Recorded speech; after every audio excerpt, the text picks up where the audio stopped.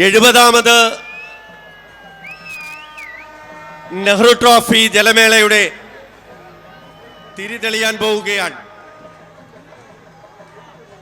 ഇന്നത്തെ ഈ മത്സരങ്ങൾ ഔപചാരികമായി ഉദ്ഘാടനം ചെയ്യുന്ന കേരളത്തിന്റെ സമാദരണീയനായ വിനോദസഞ്ചാര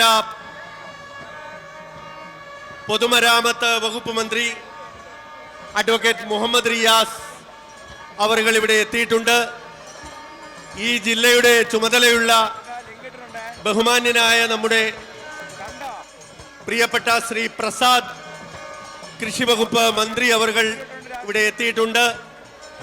നമ്മുടെ ബഹുമാന്യരായ നമ്മുടെ MLA-മാർ മറ്റ് വിശിഷ്ടാതിഥികളെല്ലാം എത്തിയിട്ടുണ്ട്.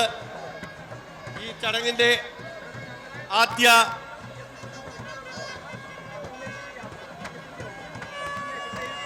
തുടങ്ങുന്നതിന് മുന്നോടിയായി ഈശ്വര പ്രാർത്ഥന ആണ്. ഇന്നത്തെ ഈശ്വര പ്രാർത്ഥനയ്ക്ക് പകരം നമ്മൾ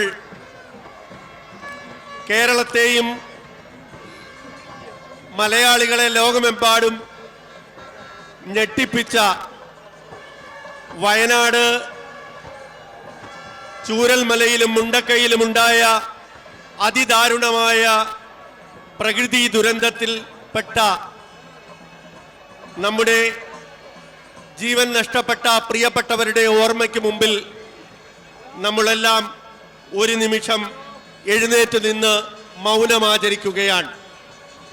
ഈ മുഴുവൻ കാണികളോടും ഈ സംഘാടകരോടും ഈ മൗന പ്രാർത്ഥനയിൽ പങ്കുചേരാൻ സവിനയം അഭ്യർത്ഥിക്കുന്നു.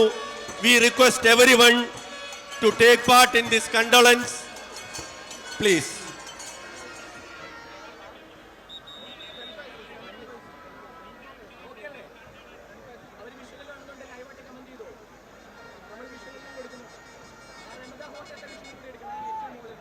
Thank you all. ബഹുമാന്യരെ, ഇന്നത്തെ 70ാമത് നെഹ്റു ട്രോഫി ഇവിടെ സമാരംഭിക്കുകയാണ്. ആദ്യമായി വിശ്വപൗരനായിരുന്ന പണ്ഡിറ്റ് ജവഹർലാൽ നെഹ്റു 1952 ഇവിടെ വന്ന് ആരംഭിച്ച ഈ ജലമേളയ്ക്ക് തുടക്കം കുറിക്കുന്നത്